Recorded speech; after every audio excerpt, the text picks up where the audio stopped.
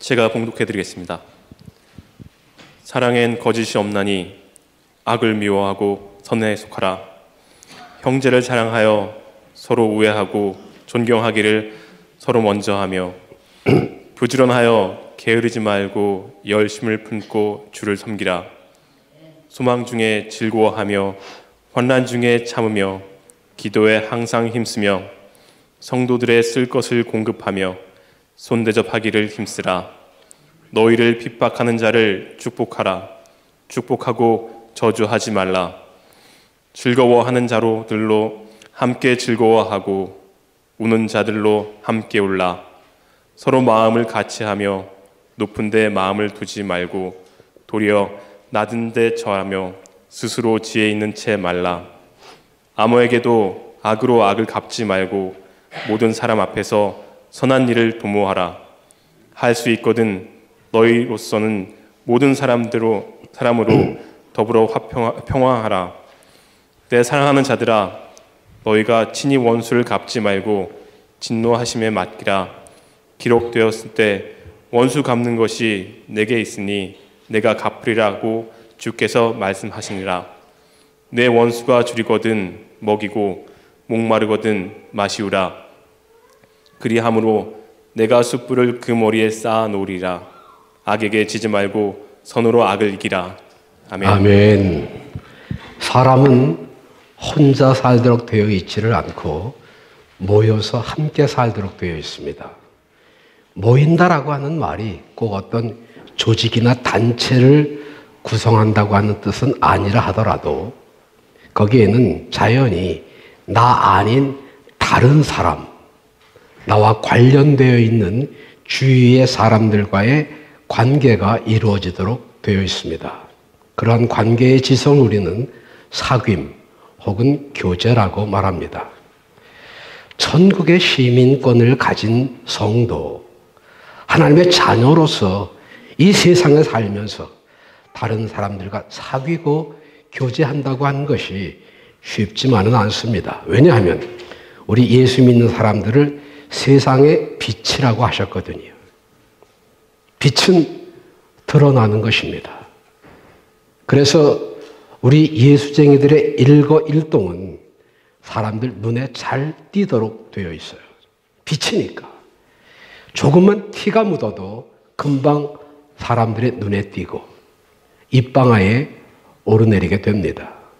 세상 사람들이 흔히 할 수 있는 실수, 잘못을 예수 믿는 사람들이 했다고 하면 예수 믿는다는 것들이 그래가면서 가차없이 손가락질을 해댑니다. 그렇다고 해서 예수 믿는 사람들은 언제나 동네북처럼 욕만 먹고 비난의 대상으로 살아야 하느냐? 물론 그렇지는 않습니다. 예수 믿는 사람들이 빛되게 바르게 살아감으로 해서 하나님께 영광이 돌려지고 교회가 크게 부흥됐던 사실, 기독교 역사에 얼마든지 있습니다. 문제는 우리 예수쟁이들이 어떻게 처신하고 세상에서 어떻게 살아가느냐에 달려 있는 것입니다. 오늘 우리 황대영 집사님이 봉독해 주신 본문을 통해서 사도 바울은 우리 그리스도인들이 하나님의 자녀로서 어떻게 살아가야 하며 다른 사람들의 관계에 있어서 어떤 마음가짐과 태도를 가져야 할 것인가에 대해서 자세히 기록하고 있습니다. 말씀을 우리 마음속에 다시 되새겨 보시면서 함께 은혜를 나누시겠습니다. 먼저 그리스도인들은 겸손한 자세로 살아가야 한다고 말씀했습니다. 중국에 제나라라고 하는 나라가 있었습니다. 그 나라의 재상 인상여 대감, 재상이라고 하면 오늘날의 국무총리를 말합니다. 그리고 국방부 장관이나 혹은 참모총장에 해당하는 연필왕이라고 하는 장군이 있었어요. 그 두 나라가 있음으로 해서, 두 사람이 있음으로 해서 제나라는 그렇게 큰 나라가 아니지만 중국의 여러 나라들 중에서 다른 나라의 침략을 받지 않는 든든한 나라로 잘 지내고 있었습니다. 어느 날 재상 인상여 대감이 가마를 타고 가는데 맞은편 쪽에서 연필왕 장군이 말을 타고 오고 있었습니다. 길이 좁은 길이라 이렇게 엇갈려 지나갈 수가 있는 길이 아니었어요. 인상여 대감이 가마를 길 아래로 내려서라 그렇게 명을 했습니다. 가마꾼들은 대감이 명하니까 길 아래로 내려섰어요. 그러니까 연필왕 장군이 그야말로 보무도당당히 휘파람을 불면서 그냥 말을 타고 지나갔습니다. 지나고 난 다음에 인상여 대감의 가마가 길 위로 다시 올라가서 갔는데 그 가마꾼들이 조금 속이 상했어요. 아니 대감은 이 나라의 재상이신데 일개 장군인 연필왕이 지나가는데 어떻게 가마를 내리라고 명하십니까? 그러니까 인상여 대감이 이렇게 대답을 했어요. 우리나라가 외국으로부터 침입을 받지 않는 중요한 이유는 나 인상여와 저 연필왕 장군이 있기 때문이다. 그런데 행여라도 나와 저 장군 사이에 어떤 알력이, 어떤 다툼이 있다. 그런 소문이 알려진다고 하면 아마도 우리나라는 외국의 이웃나라의 침공을 받아서 온전히 잘 유지가 되지 못할 것이다.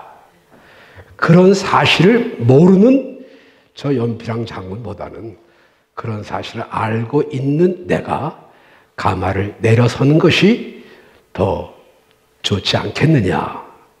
그렇게 말을 해 주었습니다. 두 사람 가운데 어떤 사람이 더 훌륭한 나라를 사랑하는 사람일까요? 여러분들도 잘 아시죠? 미국의 정치가이자 사상가였던 벤자민 프랭클린, 가난한 가정에서 출생했지만 미국의 독립선언서를 만든 사람 중에 하나였고 벼락을 피할 수 있는 피뢰침을 발명했으리만큼 총명한 사람이었습니다. 그렇지만 그는 한때 사람들로부터 배척을 당하고 왕따를 당했어요. 배척당했던 그 젊은 시절의 이야기를 그는 자서전에서 이렇게 밝히고 있습니다. 나는 어떤 자리에서건 이론적으로 남에게 뒤진다고 하는 것 상상도 할 수 없는 일이다. 내 자존심이 상하는 것도 문제가 있지만 그보다는 내가 옳고 내 이론이 정당한데 그렇지도 못한 사람이 그것을 이기려고 한다고 하면 다른 사람들이 다 그것을 따를 때에 문제가 어떻게 되겠느냐. 그래서 나는 내가 옳다고 주장하는 바를 그 어느 누구에게도 양보할 수도 없고 질 수도 없다. 그런데 내가 어느 정도 나이가 든 다음에 겨우 깨달은 것. 내가 승리한 것이 아니라 패배였다고 하는 것이다. 그는 누구보다도 총명했고 말재주도 뛰어났기 때문에 누구도 그를 말로 당해낼 사람, 이길 사람이 없었지만 그 대신 사람들은 그를 멀리했어요. 아무도 그와 말을 하려고 하지를 않았고 그의 말을 귀 기울여 들으려고 하지도 않았다고 하는 사실을 뒤늦게서야 깨닫고 잘난 체를 하지 않았다고 하는 겁니다. 예수님의 무서운 책망과 저주를 받은 사람들, 도적들이나 살인 강도가 아니었습니다.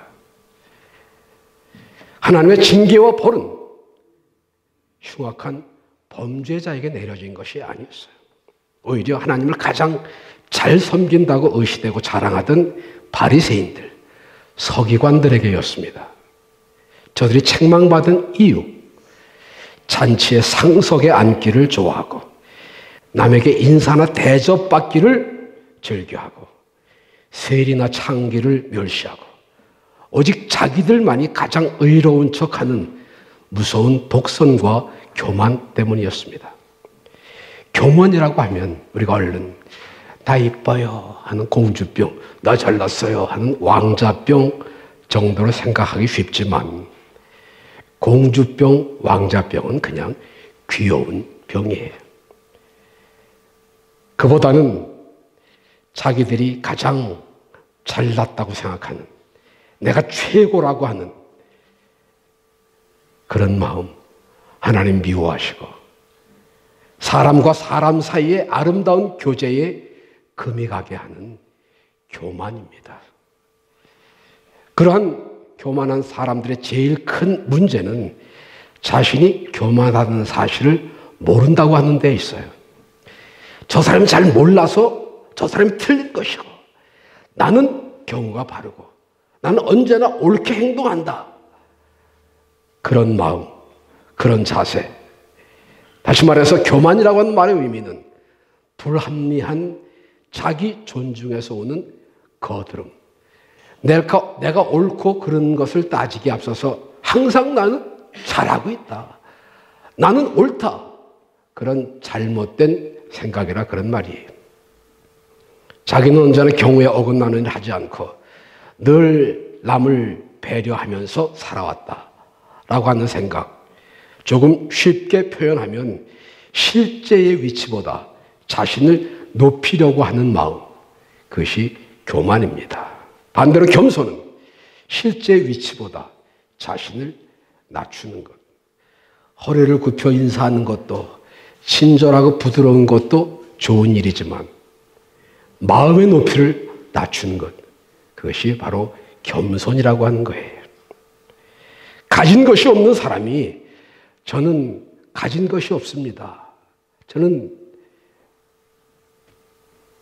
아무것도 없습니다 라고 말한다면 그것은 겸손이 아니에요. 그냥 솔직한 거지. 많이 배운 사람이 저는 아무것도 모릅니다 라고 한다면 그것이 겸손이냐? 아니에요. 거짓말입니다.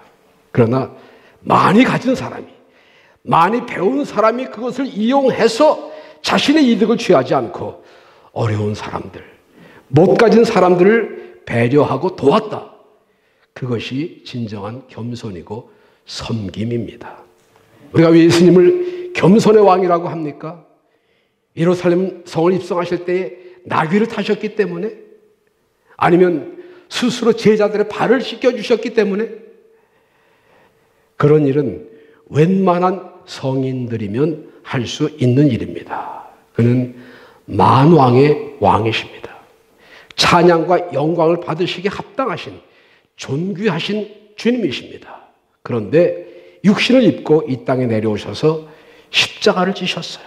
그것은 결코 인간이 할 수 있는 일이 아닙니다. 그리고 이 땅에 오신 목적을 이렇게 설명하셨어요. 인자가 이 땅에 온 것은 섬김을 받으려 함이 아니요 도리어 섬기려 함이라. 누구든지 남에게 대접을 받으려면 먼저 남을 대접하라 하는 역설적 교훈을 통해서 스스로 낮아지고자 할 때에 높여주시는 하나님의 방법, 하나님의 뜻을 가르쳐 주셨습니다. 우리 신앙의 적, 교회 생활의 장애가 바로 교만한 마음입니다.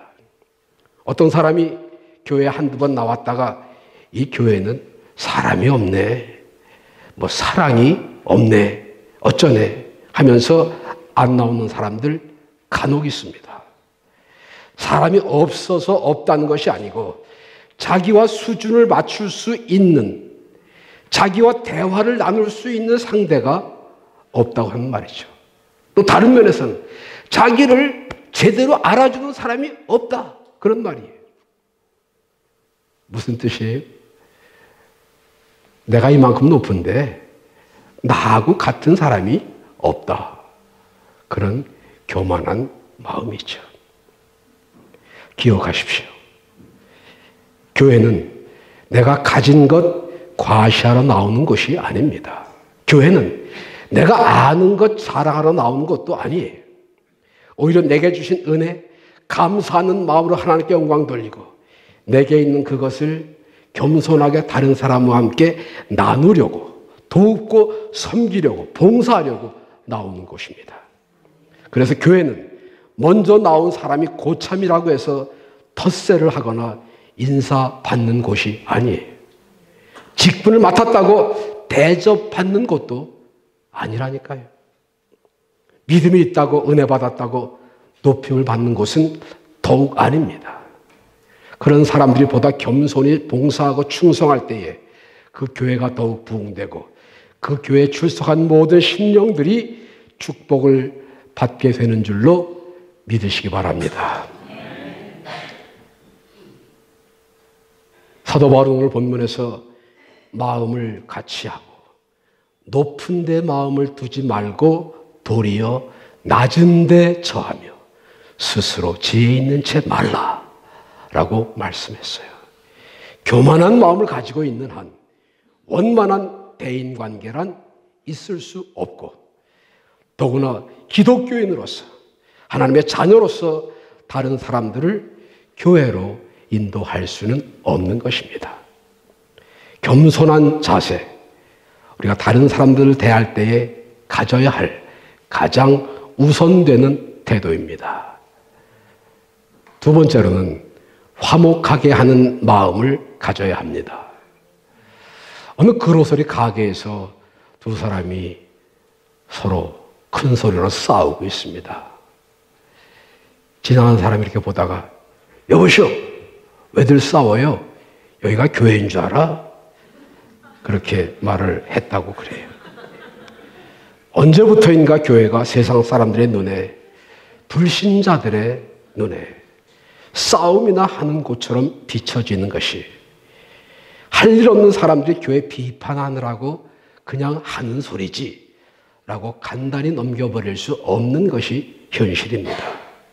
실제로 교인들이 한 교회에서 등 돌리고 패 가르고 다투고 하는 일이 종종 일어나고 있어요. 그런데 정말 이상한 것은 교회와 전혀 상관이 없는 일 때문에 싸우고도 제일 먼저 교회부터 안 나와. 죄는 인간을 분리시킵니다. 아담이 범죄한 후 하나님께로부터 멀어졌어요. 가인이 살인한 후에 그 살던 곳에서부터 쫓겨나옵니다. 그러나 예수 그리스도는 십자가를 지심으로 막혔던 하나님과 인간과의 사이를 연결하는 화목제물이 되셨고, 등을 돌렸던 사람들, 서로 멀리 떨어져 있던 사람들 하나로 연결하는 다리의 역할을 하셨습니다. 이제 우리는 그리스도의 고귀한 희생을 인하여 피로 맺어진 형제, 자매, 그리고 지체입니다. 서로가 서로를 아껴주고 도와주고 용납해주고 이해하고 그래야 화목이 이루어져요. 그런데 요즘 교회 안에서 신자들 어떤가요? 누가 내 비위를 건드렸다. 도저히 못 참아요. 내가 손해를 좀 보게 생겼다. 절대 그냥 넘어가지 않아요.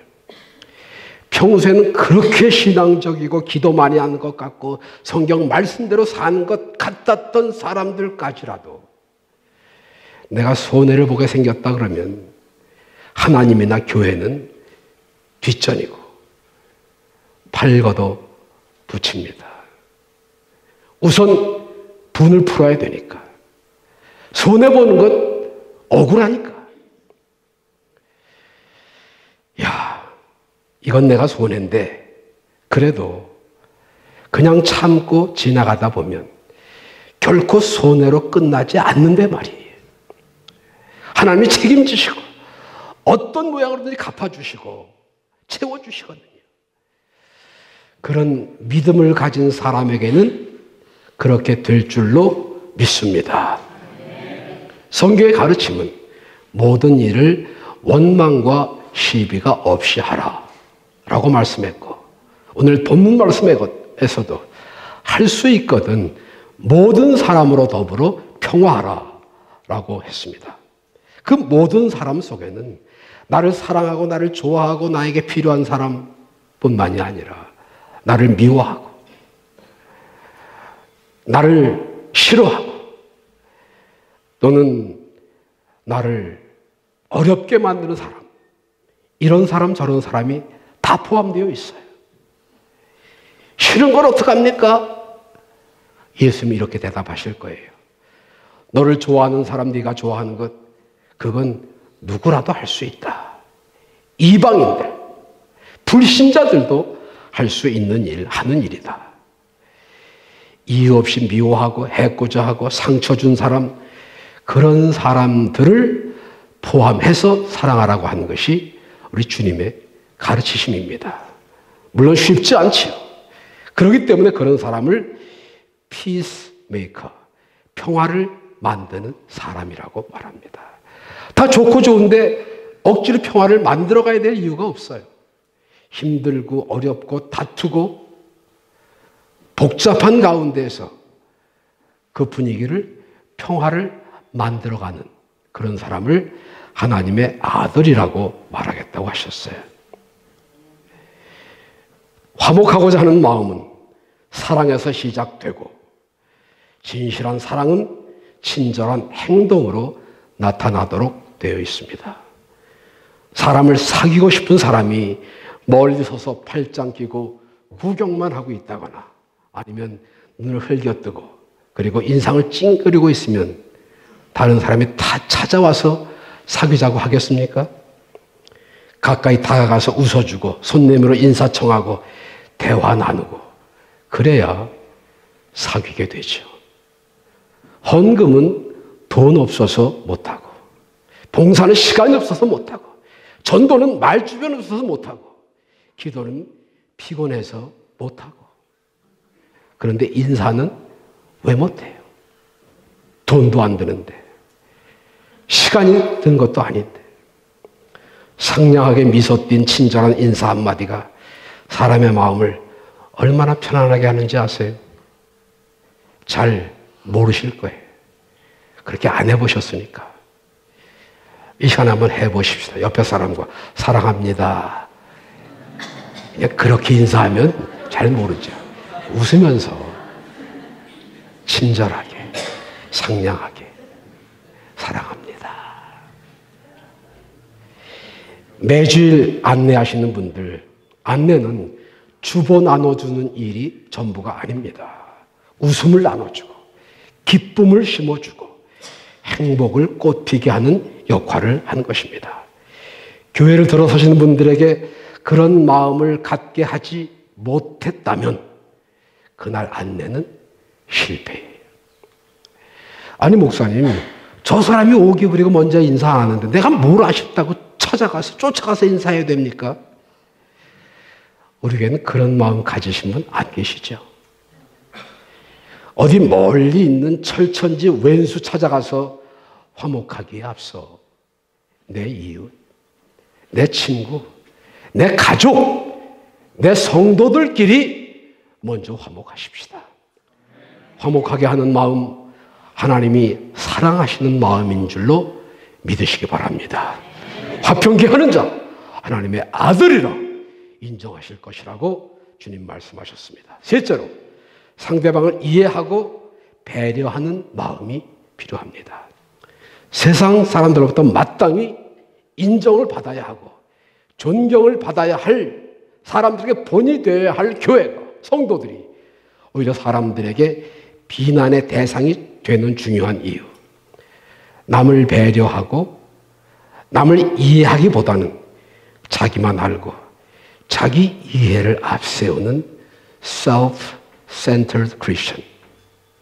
우리 주님 먼저 그의 나라와 그의 의를 먼저 구하려고 하는 믿음과 생활 태도가 아니라 언제나 나 자신을 앞세우는 그런 그리스도인들 때문만은 아닐까요? 우리 속담에 과부 속은 과부가 안다 하는 말이 있어요. 누구든지 그 형편이 되어보지 않고는 그 사정을 잘 모른다는 뜻입니다. 그러나 우리는 남의 사정을 잘 모르면서도 곧잘 비판하고 혹은 정죄하곤 해왔습니다. 그것이 다른 사람과 멀어지는 첫 번째 원인이기도 하고요. 난 그런 사람하고는 말도 하기 싫거든요. 난 저런 성격은 딱 질색이에요. 그래가면서 그 사람이 왜 그런 성격이 되었는지, 왜 그런 일을 했는지 전혀 알려고 하지 않습니다. 이해해보려는 노력도 하지 않아요. 그냥 싫은 거예요. 그러나 정말 올바른 대인관계, 성공적인 삶을 살려고 한다면 비록 내가 좋아하지 않는 성격을 가졌다 하더라도 나로서는 이해가 안 되는 행동을 했다 하더라도 그럴 수밖에 없었던 그의 입장을 이해하려는 노력이 있어야 한다는 말이죠. 우리가 사람을 대할 때 주의해야 할 것 중에 하나가 편견이나 선입관을 가지고 대해서는 안 된다고 하는 것입니다. 선입관 혹은 편견이라고 하는 것은 불합리한 자기 기준에서 비롯된 거예요. 사람들이 흔히 하는 말 중에 최씨 앉은 자리는 풀도 안 난다, 그런 말이 있어요. 그 말은 최씨들이 그만큼 독하다는 말이거든요. 그런데 저를 보세요. 제가 어디 독한 데가 있어 보이나? 하나도 독하지 않걸랑요. 그런데 최씨가 고집이 세고 지독하다고 하는 선입관에 대한 책임 피해자일 뿐입니다. 안 믿어지시면 저희 집에 한번 와보세요. 마당 잔디에 풀 안 난 데 있나?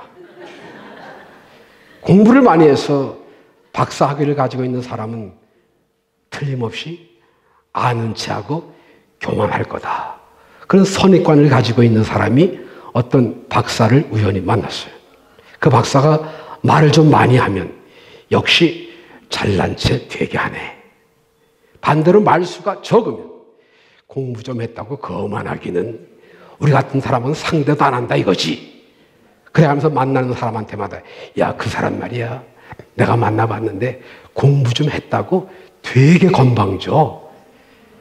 열심히 공부해서 박사학위 받은 죄밖에는 없는데 갑자기 교만한 사람이 되는 거예요. 옳지 않은 선입관이 대인관계에 있어서 나쁜 요소로 작용하는 때가 얼마든지 있습니다. 저 사람은 왜 저럴까 하는 의문이 그 뒤에 따라붙는 말이 나 같으면 저렇게 하지 않을 텐데 하는 생각입니다. 물론 나는 그렇게 하지 않죠. 나는 나의 평가 기준이 있고 나의 가치관이 있고 나의 삶의 보람이 있기 때문이에요. 그러나 똑같이 그 사람에게도 그 나름대로의 가치관과 그리고 그 나름대로의 어떤 목표가 있어요. 나와 다른 기준을 갖고 있을 뿐입니다. 나와 똑같을 수가 없거든요. 그런데 마치 내가 절대 기준인 양, 나 같지 않으면 다 틀린 것이고 나쁜 것이다, 그런 생각을 사람들이 한다고 말이죠. 내가 모든 문제의 모범 답안이 아니거든요. 내 기준에서 모자라는 것은 무시하고 나보다 더 잘하는 것은 그것은 사치고 허영이고 배 아프고 나보다 더 많이 아는 것 그것은 교만이고 잘난 척이고 그렇게 생각해서는 안 된다고 하는 말입니다. 그 사람 나름대로의 사정이 있고 그 사람 나름대로의 판단이 있어요. 그것이 내 것과 일치하지 않는다고 해서 그 사람을 비난하고 무시할 수 없는 거라, 그 말이죠. 먼저 그 사람의 입장이 되어보지 않고는 판단할 수 없는 겁니다. 그런데 비난부터 해요. 판단 먼저 해요. 자기 기준에 맞춰서. 그 판단이 잘못일 수도 있고 그 비난이 옳지 않을 수도 있는데 말이에요. 어느 조그마한 마을에 남매가 살고 있었습니다. 아버지는 알코올 중독자, 어머니는 그런 아버지하고 살다가 지쳐서 어디론가 가버리고 두 남매만 고아처럼 살고 있었는데 그 오빠인 유골리는 태어나면서부터 환자로 태어납니다. 몹시도 힘들게 어렵게 살아가는, 그리고 그 여동생 솔린지가 그 가정을 책임져야 될 그런 입장이에요. 오빠는 몸이 약해서 집 밖에 출입을 잘 못합니다. 나이도 어리고 공부도 많이 하지 못했고 특별한 기술도 없는 이 어린 소녀 솔린지가 오빠의 약값을 벌어야 되고 두 식구가 먹고 살아가야 될 일을 하기 위해서 할 수 있는 일이 없었어요. 거리에서 몸을 팔아야 했습니다. 동네 사람들이 그 두 남매를 보면서 비난을 해요. 저런 것들이 우리 마을에 있어서 마을의 수치다. 어디 좀 다른 데로 이사 안 가나? 왜 저런 것들이 이 마을에 있는지 모르겠다. 그런 말을 오빠 솔린지가 6월인이 들었습니다. 어떻게 할 수 있는 일이 없었어요. 몸도 약해서 제대로 잘 걷지도 못하는데. 그 말을 들으면서 너무 마음이 아프고 또 어린 동생한테 미안하고 그래서 약을 먹고 스스로 목숨을 끊습니다. 집에 돌아와서 보니까 오빠가 싸늘한 시체로 누워 있었어요. 한참을 울던 솔린지는 자기도 물에 몸을 투신해서 자살을 해서 죽었습니다. 그 불쌍한 두 남매의 장례식에서 그 마을의 교회 목사님이 이렇게 말씀하셨습니다. 하나님, 우리는 하나님이 기뻐하시는 하나님을 사랑하는 양들이 아닙니다. 우리는 일이 되었습니다.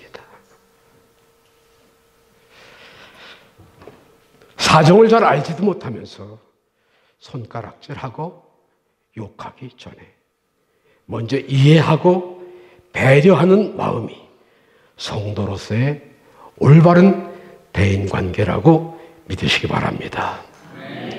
구원은 우리 죄를 대신하여 몸 찢기시고 거룩한 피 흘려주신 예수 그리스도를 믿음으로 얻어지는 것이지만 구원받은 성도로서 하나님 나라의 유업을 상속받을 하나님의 자녀로서 어떻게 살아가야 할 것인가 하는 것은 예수님이 다시 오시는 그날까지 우리 모든 성도에게 주어진 과제입니다. 우리가 바르게 살면 하나님께 영광이 돌려지고 교회의 덕이 되고, 그렇지 못하면 내가 잘못했어도 나 한 사람 욕먹는 것으로 그치지 않고 하나님께 영광이 가려지고 예수 믿는 사람 전체가 손가락질을 받게 된다고 하는 거예요. 나 한 사람이 겸손하게 낮아져서 하늘에 죽는 미랄되어 충성할 때 하나님께는 영광이 돌려지고 교회가 부흥된다면 마다하시겠습니까? 내가 먼저 고개 숙여 인사하고 친절하게 건네주는 말 한마디가 교회의 활기를 불어넣어주고 새로운 사람들에게 즐거움을 준다고 하면 화평케 하는 일에 인색하시겠어요? 내가 먼저 다른 사람들을 이해하고 그럴 수밖에 없었을 것이라고 인정하고 긍휼히 여기면 나도 이해받고 나도 용서받고 긍휼히 여김을 받을 수 있을 터인데 내 고집, 내 경험, 내 교만을 앞세워서 다른 사람들을 판단하고 정죄함으로 다른 사람에게 억울함이나 괴로움을 주는 경우 너무 많습니다. 내가 바로 그 사람 중에 하나고 당신도 그 사람 중에 하나입니다.